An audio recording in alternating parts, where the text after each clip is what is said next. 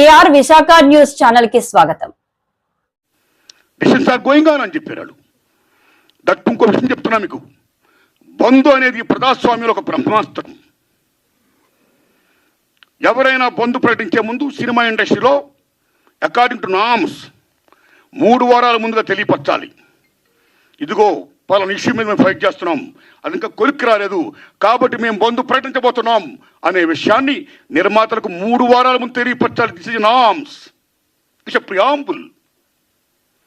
3 వారాల ముందు తెలియపరిస్తే release date ఎవరు తెచ్చుకున్నారో మేము రిలీజ్ డేట్ ఇచ్చుకున్నామండి, ఇంకో 2 వారాలు మేము రిలీజ్ చేస్తున్నామండి అని ప్రిపేర్ అయిన నిర్మాతలను ఇబ్బంది పెట్టకుండా ఉండడం కోసమే 3 వారాల ముందు తెలియపరచాలి according to norms. So June 1 బంధు ప్రకటిస్తే ఒకవేళ జూన్ 12 అంటే 2 వారాలు కూడా కాదు కదా. ఏ రకంగా మీకు హరహర మనకి అది వర్తింపు చేస్తుందండి? అది కరెక్ట్ కాదు. పవన్ కళ్యాణ్ గారి మీద ఎవరైనా కుట్ర పంతారు. తెలుగు చలనచిత్ర పరిశ్రమలో విశ్వవిఖ్యాత నట సార్వభౌమ ఎన్టీ రామారావు గారు, భారతదేశంలో ఎన్టీఆర్ మన తెలుగు జాతిని ఖ్యాతిని చేసిన మహనీయుడు. As a politician, as a CM, like this anything else. ఎంత గర్విస్తామో. తర్వాత మళ్ళీ మంచి గొప్ప పేరు తెచ్చుకొని ఈవేళ ఒక జనసేన పార్టీ పెట్టి ఈవేళ డిప్యూటీ సీఎం అయ్యారంటే వీఆర్ ప్రౌడ్ ఆఫ్ ఇట్. మన తెలుగు చిత్ర పరిశ్రమ మొత్తం అంతా గర్విస్తున్నది. Hats off to Pawan Kalyan garu. ఆయన సేవలను గుర్తుంచుకోవాలి. చంద్రబాబు నాయుడు గారికి సెల్యూట్. మేము పవన్ కళ్యాణ్ గారిని ఏ రకంగా దుర్మానం కాం, కానీ పవన్ కళ్యాణ్ గారు ఆఫీస్ ఆ రకంగా కరెక్ట్ కాదు రావడం. ఓకే, వచ్చిందనుకోండి, ఇష్యూ వస్తే మహాత్మా గాంధీ ఏమన్నాడు? ప్రపంచ యుద్ధాలను కూడా చర్చల ద్వారా ఆపొచ్చన్నాడు ఆయన. ఒక సీఎం, ఒక డిప్యూటీ సీఎంగా మీరు అక్కడ సీఎం చంద్రబాబు నాయుడు గారితో మాట్లాడి హరిహర వీరమల్లు అనే టాపిక్ మీరు ఎత్తకుండా, ఓకే మీ ఇండస్ట్రీ కష్టాల్లో ఉన్నప్పుడు రండి, మన సిట్టింగ్ చేసుకుందాం రండి, మాట్లాడుకుందాం రండి అని చెప్పుంటే ఒక పెద్ద రోల్ ప్లే చేసి ఉంటే ఒక చలనచిత్ర పరిశ్రమ బిడ్డగా మిమ్మల్ని మేము అంత గౌరవించేవాళ్ళం సార్. ఎంత బాగుండేది సార్, ఎంత బాగుంటుంది సార్. ఆ పని చేయండి సార్ పవన్ కళ్యాణ్ గారు. ఎందుకంటే పర్సెంటేజ్ సిస్టమ్ వల్ల ఇండస్ట్రీ ఇవాళ చాలా మేలు జరుగుతుందండి. పర్సెంటేజ్ సిస్టమ్ లేకపోవడం వల్ల ఇండస్ట్రీ సగటు నిర్మాత మొత్తం కొలాప్స్ అయిపోతున్నారండి ఇవాళ. మీరు నమ్మండి sir. Why? Because all malls, PVRs మొత్తం ఇవన్నీ వచ్చేసిన తర్వాత సింగిల్ థియేటర్స్ ఇవాళ ఉనికి లేకుండా పోతుందండి. తెలంగాణలో 500 ఉన్న సింగిల్ థియేటర్లు ఇవాళ 200 చిల్లరకు వచ్చేసాయి. ఆంధ్రప్రదేశ్ 500 పైన ఉన్న సింగిల్ థియేటర్ ఇవాళ 300 పైసలకు వచ్చాయి. సింగిల్ థియేటర్ లేకపోతే యొక్క ప్రేక్షకుల పరిస్థితి ఏమిటి? ఇవాళ మాల్స్లోని, ఆటల్లోని, ఇటువంటి చోకాటి థియేటర్స్లో రేట్స్ ఎంత ఉన్నాయి ఇవాళ? ఎంత పీపచ్చమైన రేట్స్. ఆడికి వెళ్ళి ఏదైనా పాప్కార్న్ తింటేనే 500 రూపాయల, డ్రింక్ 200 రూపాయల, టికెట్ మొత్తం 200, 300 ఇలాగ అనుకుంటే సగటు ప్రేక్షకుడు ఎక్కడ సినిమా చూడగలుగుతాడు? ఏ రకంగా వెళ్ళగలుగుతాడు? ఇవాళ భారతదేశంలో సినిమా పరిశ్రమ అనేది సామాన్యుడికి వినోదం. అలాంటి వినోదాన్ని సగటు మనిషికి దూరం చేస్తుంది ఇవాళ బికాస్ ఆఫ్ దీస్ పాలసీస్. కాబట్టి సింగిల్ థియేటర్ని బతికించుకోవాలి, దానికి పర్సెంటేజ్ సిస్టమ్ కావాలి. ఈ పర్సెంటేజ్ సిస్టమ్ అనేది ఇప్పుడు నుంచి కాదండి.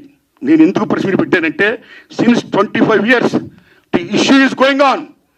ఈ పర్సెంటేజ్ కావాలని కోరిన వాళ్ళు మేము కూడా ఒకటి, నేను కూడా ఒకనండి. ఆ రోజుల్లో మీరు నమ్మని మిత్రులలో కేఎల్ నాన్న గారు ఉన్నప్పుడే ప్రొడ్యూసర్ కౌన్సిల్ అధ్యక్షుడిగా మేము విజ్ఞప్తి చేశాం. కాలా సి కళ్యాణ్ గారు ఉన్నప్పుడు విజ్ఞప్తి చేశాం. కాలా కిరణ్ గారు ఉన్నప్పుడు విజ్ఞప్తి చేశాం. కాలా అలాంటి దశలో మీరు నమ్మండి, ఇదే ఫిలిం ఛాంబర్ ముందు టెంటలు వేశాం. అక్కడ ఓ సురేందర్ రెడ్డి గారు, ఓ నట్టి కుమార్ గారు, ఓ మోహన్ గారు, ఓ బెక్కం వేణుగోపాల్ గారు, నేను ఇంకా అనేక మందిని ఈ ఉద్యమాలు చేస్తున్నప్పుడు ఆదిశేషవరరావు గారు, తమ్ముడు భరద్వాజ్ గారు, కేఎస్ రామారావు గారు, చంద్రబాబు శ్రీనివాసరావు గారు, అచ్చిరెడ్డి గారు, కృష్ణారెడ్డి గారు పెద్దలందరూ సంఘీభం ప్రకటించారు. ఎన్ని చేసినా ఏమీ కాలా. వెళ్ళి స్వయంగా నేను వెళ్ళి రామారాయణ గారు రిక్వెస్ట్ చేశా, నారాయణ పర్సెంటేజ్ సిస్టమ్ కావాలి, అది మంచిది, ఈ సిస్టమ్ ఉండకూడదు, రెండో సిస్టమ్ ఉండకూడదు, నేను స్పీరియస్ పోతే మాట్లాడతాను, I am with you, I am with that moment అన్నాడు రామారాయణ గారు. మహానుభావుడు కీర్చేసి అయ్యారు. అది ఇప్పుడు తత్తులు ఫలపరం కాల. ఆ తర్వాత అల్లు అరవింద్ గారిని రిక్వెస్ట్ చేశాం, నారాయణమూర్తి అందరం కలిసి చర్చించుకున్న విషయం మీద ఏది మంచిగా చేద్దాం అన్నాడు ఆయన. కానీ మంచి అనే పర్సెంటేజ్ జరగల. మళ్ళీ సునీల్ నారాయణ గారిని రిక్వెస్ట్ చేశాం, అందరూ ఏం చెప్తా అదే మేము చేస్తామన్నాడు ఆయన. కానీ ఇది మంచి జరగల, పర్సెంటేజ్ సిస్టమ్ ఇంప్లిమెంట్ కాలా. దిల్ రాజు గారిని రిక్వెస్ట్ చేశాం, నిజంగా దిల్ రాజు గారు నేను పర్సెంటేజ్ సిస్టమ్కి యాక్సెప్ట్ అన్నాడు ఆయన ఆ డేస్లో. కానీ ఫలప్రదం కాలా. ఆ టైంలో అప్పుడు ఇండస్ట్రీ పెద్ద మహానుభావుడు మా గురువు దాసన్ అన్నారు ఇంట్లో, మా గురువు గారు కేఎస్ రామారావు గారు, తమ్ముడు భరద్వాజ్ గారు, నేను, సి కళ్యాణ్ గారు అందరం మీట్ అయ్యాం. మీట్ అయిన తర్వాత VNR Nageswararao distributor from Telangana percentage system కావాలి, ఏ సిస్టమ్ కావాలి, ఆక్యుపేషన్ పర్సెంటేజ్ కావాలని కొందరు, 50-50 కావాలని కొందరు, ఇలా రకరకాల మారుతున్నప్పుడు ఇది తప్పకుండా తేలుతాం. ముందు పర్సెంటేజ్ సిస్టమ్ పెట్టాలి, రెండు సిస్టమ్ ఉండకూడదు, లీజ్ సిస్టమ్ ఎత్తేయాలి అనే దాన్ని ముందు వీళ్ళు తీసుకురండి అని మేము విజ్ఞప్తి చేస్తే మా గురువు దాసనాడు దాన్ని యాక్సెప్ట్ చేశారు, ముందు తీసుకుని వెళ్ళారు. కానీ ఫలప్రదం కాలే, ఇంప్లిమెంట్ కాల. లెటర్ ఆఫ్ ఇండస్ట్రీ పెద్ద చిరంజీవి గారి దగ్గరికి వెళ్ళాం, ఇది ఇష్యూ మీద రైజ్ చేశాం, విజ్ఞప్తి చేశాం.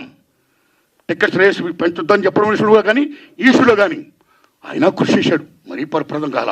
So this is a very big issue. Since 25 years this percentage system is going on, the issue is going on, not clearing. అది కావాలి. అలాంటిది ఇవాళ పర్సెంటేజ్ సిస్టమ్ కొలుక్కొచ్చే దశలో హరిహరి వీరమ్మలకి దీనికి ఒక లింకప్ పెట్టి ఏం సంబంధం అండి? ఏమీ సంబంధం లేదు. ఈ రకంగా దాన్ని చేస్తారని